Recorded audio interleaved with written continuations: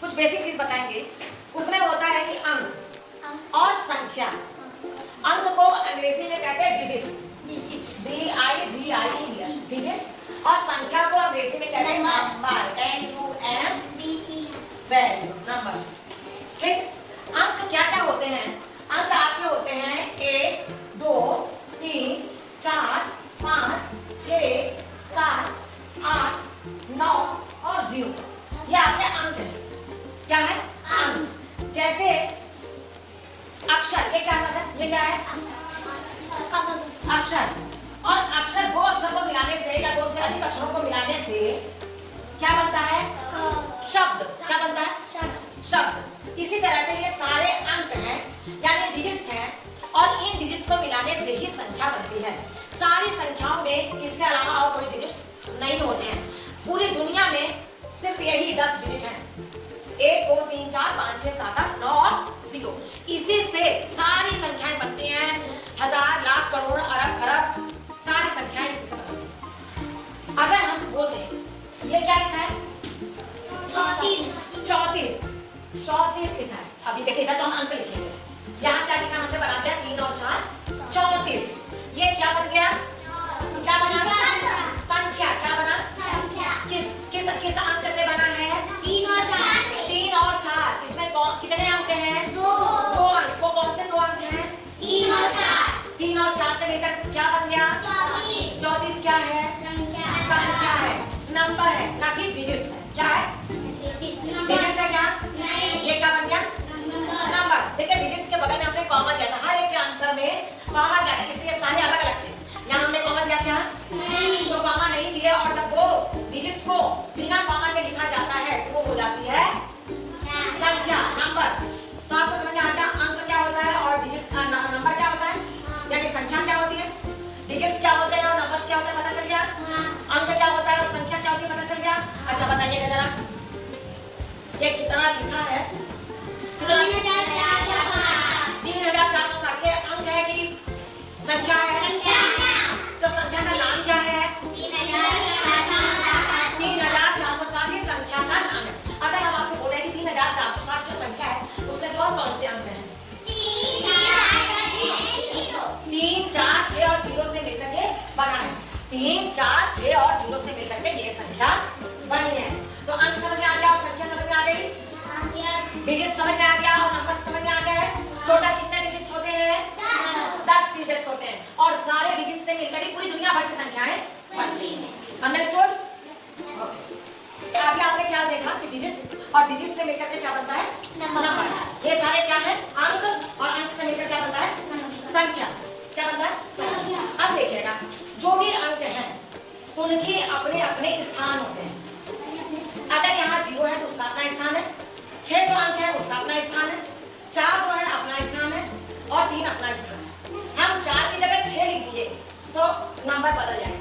ऐसा नहीं कि 3, 4, 6 अंक तो वही है, लेकिन इन्हीं अंकों से हम डिफरेंट संख्याएं बना सकते हैं और बनाते हैं, क्योंकि उनका प्लेस चेंज हो जा रहा है। अब जैसे 3, 4, 6 लिखा, अगर हम 3, 6, 4, 0 देखिए, अंक तो सेम है, क्या ये संख्या सेम है? क्यों सेम नहीं है? क्योंकि इसका स्थान बदल गया। यहाँ 4 का स्थान कुछ था, यहाँ 4 का स्थान कुछ हो गया। अब देखिए ये कौन सा स्थान होता है, उसी को हम कहते हैं उसका स्थानीय मान। सबका अपने स्थान के हिसाब से स्थानीय मान होता है। आप यहाँ जो बैठे हैं तो आपका स्थान स्कूल में, तो आप विद्यार्थी हैं। घर में आप विद्यार्थी नहीं होते, आप माँ बाप के बच्चे होते हैं। जब स्कूल में आए तो आप क्या बन गए? विद्यार्थी बन गए। इसी तरह से ये 4 क्या है, यहाँ ये इकाई के स्थान पे कौन है? 0। दहाई के स्थान पर? तो दहाई के स्थान पर जो 4 हुआ, यानी कि दहाई मतलब 10 गुना उसका मान बढ़ गया। 4 का मान 10 गुना बढ़ गया, क्योंकि 1 इकाई, 2 इकाई, इस तरह 10 इकाई जब मिलती है तब एक दहाई बनती है। और यहाँ कितनी दहाई है? 4 दहाई है। तो 10 के कितने बंडल मिले? 4। तो ये कितना हो गया? 40। कितना हो गया? 40। अब देखिए यही अंक यहाँ भी है, लेकिन इनका प्लेस अलग है। यहाँ 4 किस स्थान पर था? दहाई पर। यहाँ 4 किसके स्थान पर है? सैकड़ा। सैकड़ा मीन्स कितना सैकड़ा मिलकर के यहाँ ये 4 दहाई बना, 4 सैकड़ा। एक बार बताइए कितनी इकाई मिलती है तो एक सैकड़ा बनता है? कितनी इकाई मिलती है तो एक सैकड़ा बनता है? 100 इकाई। बहुत अच्छा बच्चा है। 100 इकाई मिलती है तो एक सैकड़ा बनता है। यहाँ कितना सैकड़ा है?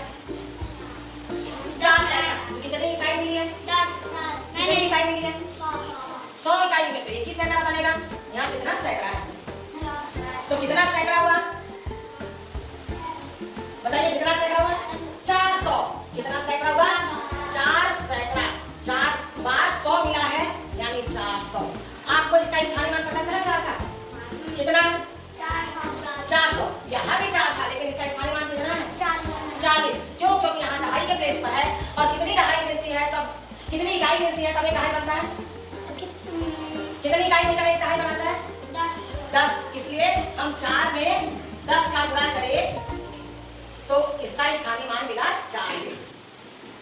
कितनी इकाई मिलती है तो एक सैकड़ा बनता है? 100 इकाई मिलती है तो एक सैकड़ा बनता है। तो 100 इकाई मिलाए कितने में? 4 का। तो 400 इसका स्थानीय मान किया किसका? इस वाले 4 का। ठीक, आपको हमने बताया डिजिट्स के बारे में, यानी अंक क्या होता है और संख्या क्या होती है। अब आपको दूसरी चीज मैं बता दूं, ये है अंकित मान और होता है स्थानीय मान। अंकित मान को अंग्रेजी में कहते हैं बेस है, बेस वैल्यू, और स्थानीय मान को कहते हैं प्लेस वैल्यू। किसी भी अंक का किसी भी संख्या किससे निकल बनती है? अंकों से निकल बनती है। जरा बताइए 34 किन अंकों से निकल बना है? 3 और 4। तो जो अंक जैसा दिखता है, बेस माने जो आप दिखता है, बेस क्या होता है? जो दिखता है, आपका बेस आपके सामने सबको कैसा दिख रहा है वो उसका बेस होता है। ये कैसा दिख रहा है? 4 दिख रहा है। इसका बेस वैल्यू यानी अंकित मान कितना होगा? 4। 3 कैसा दिख रहा है? जैसा दिख रहा है। तो इसका अंकित मान कितना होगा? 3, यानी बेस वैल्यू कितना होगा? 3। लेकिन अब ये जो 3 दिख रहा है उसका स्थान 3 है। 3 है क्या? 3 इसका स्थान नहीं है। इसका स्थान 3 दहाई है। 3 दहाई के स्थान पर 3 है। 3 दहाई यानी उसका जो बेस वैल्यू है वो कितना है? 3। लेकिन बेस वैल्यू यानी उसके स्थान का जो उसका मान है वो 3 नहीं है। वो कितना है? 3 दहाई। 3 दहाई मतलब हो गया 3 दहाई 10। तो 3 का बेस वैल्यू कितना हुआ? 3 का बेस वैल्यू कितना हुआ? 3 का स्थानीय मान कितना हुआ? 20। 3 का अंकित मान कितना हुआ? 3। अंकित मान वही होता है जो वो दिखता है, और स्थानीय मान जो होता है वो उसके स्थान का वैल्यू है। स्थान का वैल्यू है। अब बताइए यहाँ पर जो 4 है इसका स्थानीय मान कितना है? 40 है। क्यों 40 है? 40 क्यों है यहाँ? तो 40 क्यों है? 400 क्यों नहीं है? क्योंकि वो दहाई के स्थान पर है, और दहाई के स्थान पर उसकी वैल्यू 10 से कम हो जाती है। ठीक, तो 4 का स्थानीय मान कितना होगा? 40। क्योंकि 4 दहाई, और 4 दहाई का क्या मतलब है? 4 दहाई का क्या मतलब है? 40। क्या है? अच्छा, यहाँ पर 4 का अंकित मान कितना है? अंकित मान 4 ही है। अब देखिए वही 4 यहाँ है, इसका अंकित मान कितना है? अंकित मान कितना है? 4 है। अब इसका स्थानीय मान कितना है? 400। क्यों हो जाएगा 400? क्योंकि ये सैकड़े के स्थान पर, सैकड़े के स्थान पर। ठीक है, तो जो दिखता है वो क्या होता है? अंकित मान। वो क्या होता है? और जो उसके स्थान का वैल्यू होता है वो क्या होता है? स्थानीय मान। Very good. जो दिखता है, जो फेस है उसका, वो उसका अंकित मान, और जो उसका प्लेस है वो स्थानीय मान, और वो डिफरेंट होता है। जो दिख नहीं रहा, यहाँ दिख रहा है 4, लेकिन ये 4 नहीं है, क्या है?